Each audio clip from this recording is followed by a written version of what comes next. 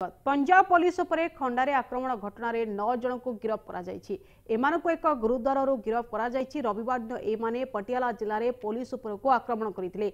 एथिरे जनक हाथ हणा जायथिबा बेले अन्य 2 जन मध्य पुलिस आहत होइचंती।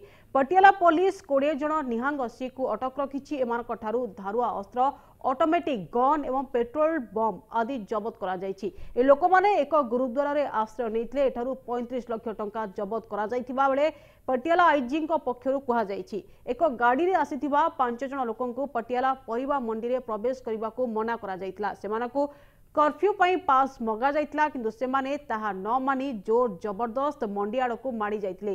पुलिस रोकिबारु सेमाने जने एसआई को हाथ हाणी देथिले। जने पुलिस अधिकारी को कहिबा कथारे आघात लागिथिबा बेले जनक बाहुरे मध्य आघात लागिछि। गुरुतर आहत एसआई को चंडीगढ़ पीजीआईएमईआर हॉस्पिटल निया जायछि। अन्य पक्षरे एही घटना घटाई फेरार होइथिबा दुर्बृत्त मानकु स्थानीय पुलिस पिछा करी ठाब करिछि एवं आत्मसमर्पण करबाकू कहिछि।